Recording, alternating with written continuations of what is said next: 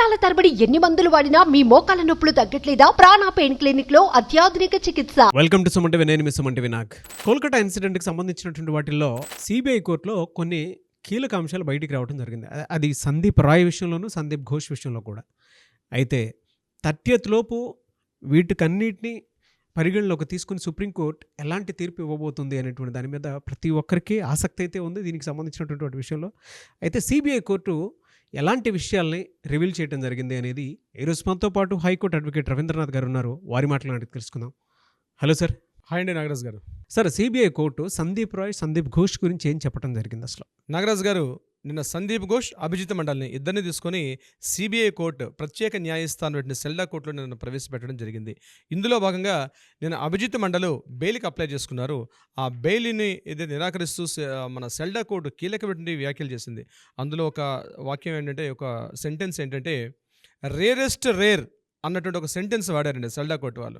Okay. విస్తుబోయే నిజాల్లో వాళ్ళు ఎప్పుడైతే గగురుపడిచే నిజాలు, భయానకమైన నిజాలు చూసిన తర్వాత వాళ్ళు ఒక సెంటెన్స్ వాడడం జరిగింది, రేరెస్ట్ రేర్ ఈ కేసు అని చెప్పడం జరిగింది.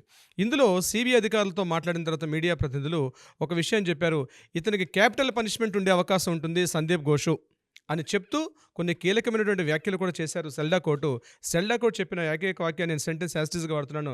Nature and gravity of the accusation in grave అని కోర్టు చెప్పడం జరిగింది. అంటే ఆరోపణల్ని సమాధి చేయాలి అనే గురుత్వాకర్షణతో చేశారు. కరెక్ట్గా యాస్టీస్గా ట్రాన్స్లేట్ చేయగలిగితే అలా ఉంటుందన్నమాట. అంటే ఏదైతే నిజాలని సమాధి చేసే ప్రయత్నం చేశారు అన్నటువంటి మీనింగ్ వస్తుంది. ఇది కోర్టు డైరెక్ట్గా చెప్పినటువంటి వ్యాఖ్య ఇది సంబంధించి. అయితే ఇందులో భాగంగా కొన్ని విషయాలు నేను మీతో పంచుకుంటాను నాగరాజు గారు. ఆనంద్ బజార్ అని వెస్ట్ బెంగాల్ కలకటాలో కొన్ని వందల ఏళ్ళ నాటి పత్రిక, మ్యాక్సిమం నిజాలు వెలికి తీయడంలో ఆనంద్ బజార్ పత్రిక చాలా పేరెనికగన్న ముఖ్యంగా పత్రిక. అది వెస్ట్ బెంగాల్లో అనేక సంవత్సరాలుగా, బహుశా నాకు తెలిసి స్వాతంత్రోద్యమ పోరాటం నుంచి కూడా ఉన్నటువంటి ఆనంద్ బజార్ పత్రికలో ఏ వ్యాఖ్యలకైనా ఒక నిబద్ధత ఉంటుంది, ఒక సెంటెన్సిటీ ఉంటుంది, ఒక క్లారిటీ ఉంటుంది, ముఖ్య అథెంటికేషన్ ఉంటుంది. అటువంటి ఆనంద్ బజార్ పత్రికలో నిన్న జరిగిన కొన్ని న్యూస్ ఐటమ్స్ చూసిన తర్వాత, అంటే బహుశా వాళ్ళు చేసినటువంటి ఎంక్వైరీస్ మీద ఉన్నటువంటి వార్తని నేను మీతో షేర్ చేసుకునే ప్రయత్నం చేస్తాను నాగరాజ్ గారు. ఇందులో భాగంగా సందీప్ ఘోష్ ఎలాంటి వాడు, సందీప్ ఘోష్ ఏం జరిగింది, సిబిఐ కోర్టు వెలికి తీసినటువంటి నిజాలు ఎలాంటివి అని చెప్పే ప్రయత్నంలో వాళ్ళు చెప్పినటువంటి వార్త నిజంగా భయానకంగా భయకంపితులను చేసే విధంగా ఉంది నాగరాజు గారు. ఏమిటి ఆ విషయం అంటే, సందీప్ ఘోష్ ఎవరైతే ఆర్జేకర్ ప్రిన్సిపల్గా ఉన్నటువంటి సందీప్ ఘోష్, ఆయన చేసినటువంటి నిర్వాకాలు ఎలా ఉన్నాయండి ఒక ఆర్డర్లో చెప్పుకుంటూ వెళ్తారు.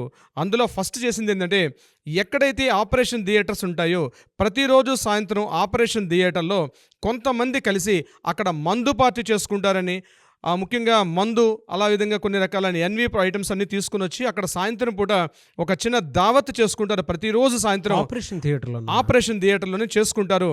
చేసుకున్న తర్వాత దీనికి కొంతమంది కాలేజ్ అమ్మాయిల్ని, ముఖ్యంగా ఈ యంగ్ పీజీటీ స్టూడెంట్స్ వీళ్ళందరినీ కూడా ఆ ప్రాంతానికి పిలిపిస్తారని, ఈ మొత్తం కార్యక్రమం కూడా అక్కడ సీసీటీవీ ఫుటేజ్లు ఇవన్నీ కూడా ఉంటాయి. కాబట్టి ఇందులో భాగంగా ఏం చేస్తారంటే, ఎవరైతే అక్కడ ఆపరేటర్ ఉంటారు, సిస్టమ్ ఆపరేటర్ ఉన్నటువంటి ప్రసూన్ చటోపాధ్యాయ అన్నతను ఇమ్మీడియట్గా ఈ కార్యక్రమం అంతా అయిపోయిన తర్వాత టోటల్గా ఈ కార్యక్రమం డిలీట్ చేసేస్తాడు ప్రసూన్ చటోపాధ్యాయ. దీనికి సంబంధించి ఈ ప్రసూన్ చటోపాధ్యాయ గురించి మనం ఇంతకు ముందు ఒక 3 వీడియోస్ బిఫోర్ మనం మాట్లాడడం జరిగింది. ఈయన్ని కూడా అరెస్ట్ చేశారు. ప్రసూన్ చటోపాధ్యాయ కూడా, ఇతను కూడా అరెస్ట్ చేయడం జరిగింది. అయితే నాగరాజ్ గారు, కొద్దిగా చెప్పడానికి నాకు ఇట్లాంటి పదాలన్నీ కూడా మీడియాలో మాట్లాడడానికి కొద్దిగా సంశయాత్మకమైనప్పుడు కూడా చెప్పక తప్పని పరిస్థితులు చెప్తున్నానండి. ప్రతిరోజు సాయంత్రం ఒక మేకపోతుని కొట్టి దాని యొక్క తలకాయ మాంసాన్ని, ఇక్కడ మన తెలంగాణ చెప్తారు తలకూర అని చెప్తారు, దాన్ని ప్రతిరోజు కట్ చేసుకొని ఒక గ్రూప్ ఆఫ్ పీపుల్, అంటే మన ఏదైతే బెంగాల్ లాబీలో ఉన్నటువంటి ప్రధాన డాక్టర్స్ కొంతమంది వచ్చి ప్రతిరోజు every week 3 times or 4 times అందరూ కలిసి గ్యాదర్ అందరూ అయ్యి ఇక్కడికి ఒక మంచి దావత్తు చేసుకుంటారు. మంచిది ఖానా పీనా గానా అన్నట్టుగా అన్ని రకాల ఎంజాయ్మెంట్ తోటి సందీప్ ఘోష్ ఆధ్వర్యంలో ఇదొక ప్రతిరోజు ఈ కార్యక్రమం జరుగుద్దని, ఎవరైనా ఈ లాబీకి సంబంధించి యాంటీగా ఎవరు మాట్లాడినా, ఎవరైనా వ్యాఖ్యలు చేసినా, ఈయన సంబంధించి ఎటువంటి ఇన్ఫర్మేషన్స్, నెగిటివిటీ ఇన్ఫర్మేషన్స్ ఏవచ్చినా సరే వాళ్ళందరినీ, ఆ కాలేజీ స్టూడెంట్స్ని ఈ ప్రాంతానికి పిలిపించి వాళ్ళనే భయపెడుతుంటారు అన్న విషయం అయితే తెలిసింది. దీనికి సంబంధించినటువంటి ఏ రోజుకి ఆ రోజు ముఖ్యంగా స్టూడెంట్స్ని భయపెడతారు. ఇందులో చాలామంది పీజీటీ స్టూడెంట్స్ అందరినీ కూడా భయపెట్టే కార్యక్రమం ప్రతిరోజు సందీప్ ఘోష్ ఇందులో చేస్తూ ఉంటాడు.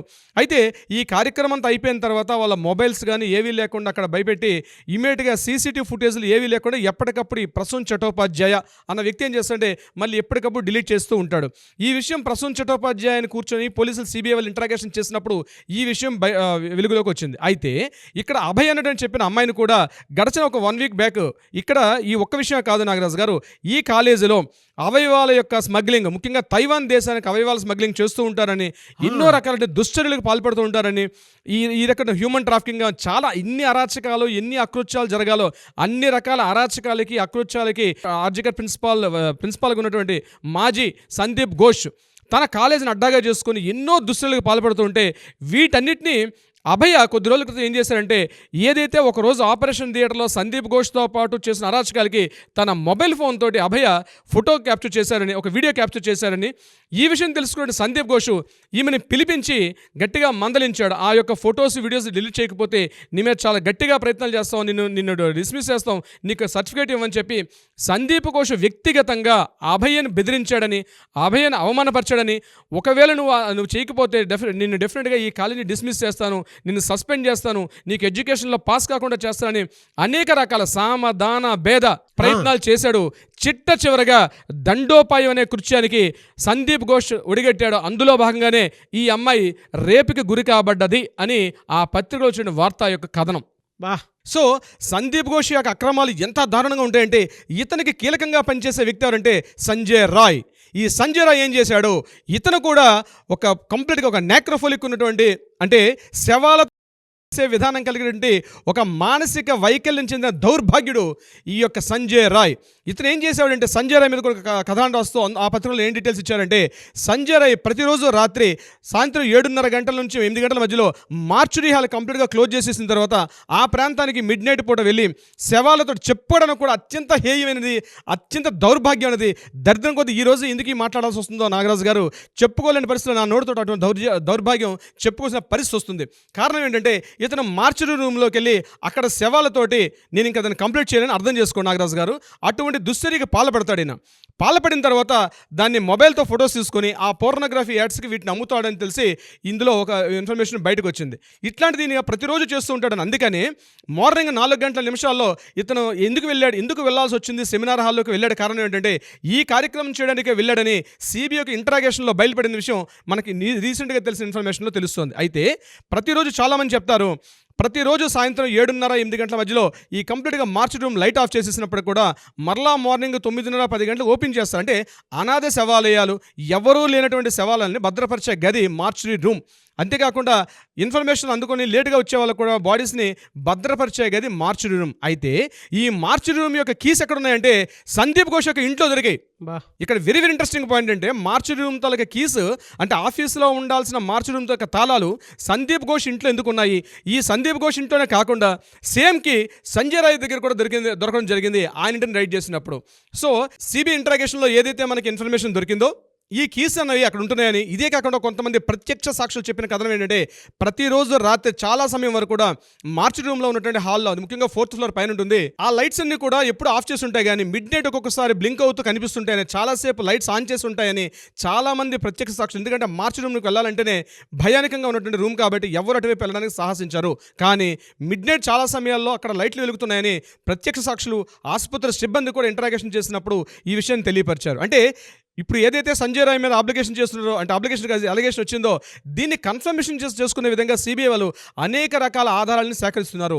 మొన్నటి వరకు మనం అనుకున్నట్టుగా సంజయ్ రాయ్ మాత్రమే కీలక నిందితుడు అనుకున్నాం. కానీ ఇప్పుడు రీసెంట్గా వస్తున్నటువంటి ఆయన మీద ఈ అక్రమార్జన కేసులకు సంబంధించి ఒక్కొక్క త్రవ్వకాలు మొదలుపెట్టిన తర్వాత, ఎప్పుడో సింధు హరప్ప నాగరికతలో బయలుపడిన త్రవ్వకాల్లో కొత్త వస్తువులు, పాత అవశేషాలు ఎట్లయితే భయపడతాయో, సందీప్ ఘోష్ యొక్క అక్రమాలను తవ్వుతుంటే ఎప్పుడెప్పుడో పురాణంగా ఆయన చేసినటువంటి ఆ ఆర్థిక అవకతవకలతో మించి అనేకటువంటి అత్యంత దుశ్చర్యలు, అత్యంత దారుణమైనటువంటి అకృత్యాలను ఒక్కొక్కటిగా బయలుపడుతుంటే, అందుకే సిబిఐ కోర్టు మీకు స్టార్టింగ్లో చెప్పినట్టుగా రేరెస్ట్ రేర్ అన్న వర్డ్ వాడడం జరిగింది. నేను సెల్డా కోర్టులో కూర్చుంటే ఎవరైతే జస్టిస్ ఉన్నారో అతను మాట్లాడడం జరిగింది. రేరెస్ట్ రేర్ కేసు, బహుశా నా జీవితంలో ఇంత రేరెస్ట్ రేర్ కేసు చూడలేదు అని జస్టిస్ గారు వెలుగులోకి తీసుకొచ్చిన వర్డ్. బహుశా ఇవన్నీ వాళ్ళు చెప్పకపోయినప్పుడు కూడా రేపు సుప్రీంకోర్టు ట్రయల్స్లో ఇవన్నీ వెలుగులోకి వస్తే మాత్రం బహుశా నేనేం చెప్పడం నాగరాజు గారు, it is a worst case అవుతుంది. ఖచ్చితంగా మాత్రం అభయకి అయితే న్యాయం జరుగుతుంది. అయితే అభయ్ అనే అమ్మాయి తీసినటువంటి వీడియోస్ అవన్నీ కూడా అభయ ఫోన్లో చూసి చెప్తున్నారా, లేకపోతే మళ్ళీ ఏమైనా వాట్సాప్ డిలీట్ అయిపోయినటువంటి మెసేజ్ని మళ్ళీ డీకోడ్ చేసి మాట్లాడారన్నది మనకి రేపు చర్చలో తెలిసే అవకాశం ఉంటుంది నాగరాజు గారు. డెఫినెట్గా ఏదేమైనా జస్టిస్ జరుగుతుంది అనేటువంటి విషయం బలంగా మీరు చెప్పేదాన్ని బట్టి అయితే మనకి దీనికి సంబంధించి మరొక విషయం కూడా మీకు తెలియపరుస్తాను. జస్టిస్ మనకి తొందరగా వచ్చే అవకాశం ఉంది అనడానికి ఒక చిన్న ఇన్సిడెంట్ మీకు చెప్పే అవకాశం ప్రయత్నం చేస్తాను నాగరాజు గారు. డెఫినెట్గా నిన్న అంటే ఎస్టర్డే, ఈరోజు 27వ తారీఖు, నిన్న 26వ తారీఖు నుంచి మెయిన్ సెంటర్స్ అయినటువంటి కలకత్తా నడిబొడ్డు అయినటువంటి బౌ బజార్, పోలీస్ హెడ్ క్వార్టర్స్, అలాగే స్వాస్థ్య భవన్, అలాగే కాళీఘట్ ఈ ప్రాంతాల్లో 5గురు మించి గుమికూడదని చెప్పి కమిషనర్, నగర పోలీస్ కమిషనర్ సిపి గారు ఒక లెటర్ ఉత్తర్వులు జారీ చేసినట్టుగా నిన్న బయటకు ఇన్ఫర్మేషన్ వచ్చింది. దీనికి సంబంధించి అంటే ఏదో జరగబోతుంది అక్టోబర్ 1న, దీనికి సంబంధించి పోలీసుల ఇన్ఫర్మేషన్ ఉంది అంటే ఎక్కడో ఇన్ఫర్మేషన్ జరిగింది కాబట్టి 5గురు మించి ఎవరు కూడా గుమిగూడకూడదు, నిషేధాజ్ఞలు వేశారు మెయిన్ సెంటర్స్ ఎక్కడ కూడా. ఎందుకంటే మొన్నటి వరకు 48 రోజుల పాటు నాన్ స్టాప్గా నిరసనలు చేశారని మనకు తెలుసు. అయితే అటువంటి అప్పుడు నిషేధాజ్ఞలు లేవు, ఎక్కడ గుమికూడదని చెప్పి. కానీ ఇమీడియట్గా నేను 26th డేట్ నాడు ఎవరు కూడా గుమిగూడి ఉండకూడదు 5గురు మించి అని చెప్పి సిపి గారు లెటర్ చేస్తూ ఒక ఇన్ఫర్మేషన్ లెటర్ ఇచ్చారు. దీని మీద ప్రతిపక్షాలు మాత్రం గట్టిగా మండిపడుతున్నాయి. ఎందుకంటే ఏదో తొక్కేయాలని ప్రయత్నం చేస్తున్నారు, జనాలు ఇక్కడ సమీకరణ కాకూడదని వాళ్ళు అనుకుంటున్నారు ప్రతిపక్షాలు. కానీ యాజ్ ఎ జ్యుడిషియల్ కేటగిరీ మేమనుకుంటుంటే ఏదో ఒక రిజల్ట్ వచ్చే అవకాశం ఉంది. బహుశా రిజల్ట్ వచ్చేసరికల్లా కలకత్తా నగర వీధుల్లో ఎటువంటి అరాచకాలు అకృత్యాలు జరగకూడదని చెప్పి మనోజ్ కుమార్ వర్మ గారు ఎవరైతే ఉన్నారో సిపిగా కొత్తగా నియమితున్న సిపి గారు ఈ యొక్క ఉత్తర్వులు జారీ చేశారని మనం తెలుసుకోవచ్చు నాగరాజు గారు. బట్ ఏదేమైనా we want justice, we demand justice అనే hats off to your knowledge.